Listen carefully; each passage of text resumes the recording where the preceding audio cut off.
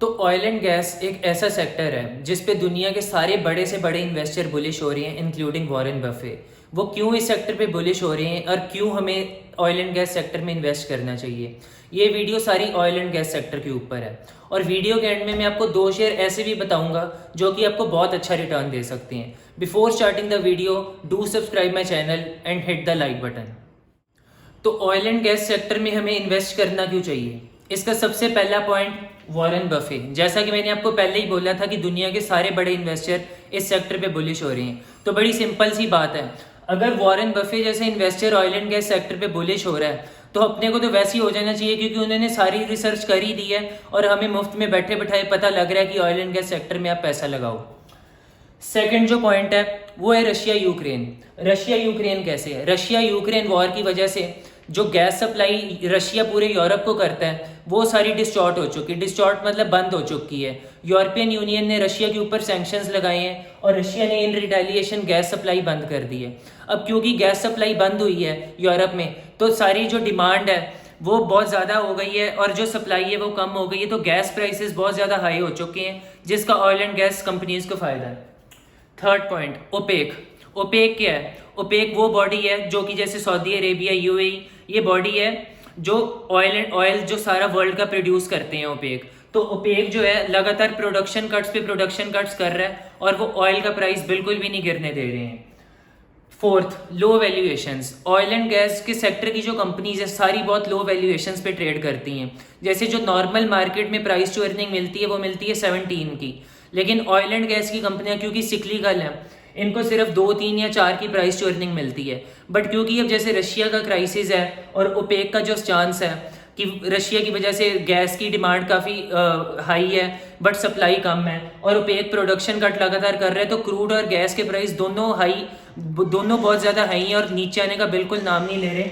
तो ये इवन बड़े बड़े इन्वेस्टर्स का ये मानना है कि ऑयल एंड गैस को बड़ी ज़्यादा वैल्यूएशन मिलेगी। जो हिस्टोरिकली 3 या 4 की पी मिलती थी, अब इनको भी 12, 13 या इवन 17 की पी मिलनी चाहिए। फिफ्थ पॉइंट है वर्ल्ड वाइड रिसेशन। अब चाइना में रिसेशन है, यूरोप में रिसेशन है, अमेरिका में रिसेशन आ रहा है। अब आमतौर पे क्या होता है, जब रिसेशन होता है तो क्रूड के प्राइस, जैसे अभी ब्रेंट क्रूड अराउंड 100 के है, रिसेशन के टाइम पे ये क्रूड का प्राइस होता है 50, 40 या इवन 30 तक भी पहुंच जाता है। बट इस बार ये बहुत अनयूजुअल सर्कमस्टांस है कि रिसेशन में भी क्रूड का प्राइस 100 पे है। अब आप ये सोचो, अगर रिसेशन के टाइम पे क्रूड का प्राइस 100 है, जब ये सारी इकोनॉमीज रिसेशन से बाहर आएंगी तो कितना ज्यादा प्राइस अप हो सकता है। तो जो कंपनीज अभी इतने प्रॉफिट पे उनकी प्रॉफिटेबिलिटी और बढ़ जाएगी। 6th point, high dividend. मैं सबसे ज्यादा मेरे हिसाब से ये पॉइंट अच्छा है, high dividend. Oil and gas sector की जो 2 कंपनीज में आपको बताऊंगा जिनमें आपको इन्वेस्ट करना है, उनकी डिविडेंड यील्ड इतनी हाई है, उनकी डिविडेंड यील्ड है 8%। अब आप मान के चलो 8% की डिविडेंड यील्ड आपको मिल रही है बैठे बैठाए, मतलब शेयर ऊपर हुए नीचे हुए आपको कोई फर्क ही नहीं पड़ता, 8% आपको साल का आते ही जाना है। तो अगर एफडी में 6% है तो अगर 8% अपने को डिविडेंड ही आ रहा है तो हम उन स्टॉक्स में इन्वेस्ट क्यों ना करें। तो ये सारे 6 पॉइंट मैंने आपको बताया कि आपको इन्वेस्ट क्यों करना चाहिए। अब मैं आपको बताता हूँ कि कौन से 2 शेयर हैं जिनमें आपको इन्वेस्ट करना चाहिए। तो पहला शेयर है ओएनजीसी और जो सेकंड स्टॉक है वो है ऑयल इंडिया। तो ओएनजीसी क्यों? ओएनजीसी प्राइस टू अर्निंग चल रहा है 3 की और प्राइस टू बुक चल रहा है 0.82, मतलब पीई 3 की और PB 0.8। Same way Oil India 2 की पीई और प्राइस टू बुक 0.6। तो अब आप मान के चलो 3 की पी पे आपको ओएनजीसी मिल रहा है 0.8 की प्राइस टू बुक पे, और सेम वे ऑयल इंडिया 2 की पी पे और 0.6 की पीबी, और दोनों की जो डिविडेंड यील्ड है वो है 8% की। तो दोनों जो है कैश रिच कंपनीज हैं। अगर आपको कुछ भी ना होए, ओएनजीसी या ऑयल इंडिया नीचे भी हो गए, आपको 8% तो भी मिलना है। मैं कहता हूँ ये कंपनियां डूब गई, मर गई, सब कुछ हो गया, तो भी प्राइस टू बुक के हिसाब से भी आपको जितना आपने इस वक्त आप ओएनजीसी में लगाओगे उससे ज्यादा पैसा आपको मिल जाएगा। सेम ऑयल इंडिया का है। तो लिटरली इतने आपको मैंने पॉजिटिव्स गिनाए, उसके बाद ये भी। और मैं आपको एक और चीज बताता हूँ, ओएनजीसी ने FY22 में 47,000 करोड़ का प्रॉफिट किया, FY21 में 20,000 करोड़ का प्रॉफिट किया, और FY23 में जो इनका एस्टिमेट है वो है ओएनजीसी फिर 40,000 करोड़ का प्रॉफिट करेगा। और ओएनजीसी का मार्केट कैप है सिर्फ 1,60,000 करोड़ का। तो जो कंपनी जो कि 3 साल में जो प्रॉफिट 1 लाख करोड़ का या इवन 1,10,000 करोड़ का कर रही है, उसका मार्केट कैप है 1,60,000 करोड़ का।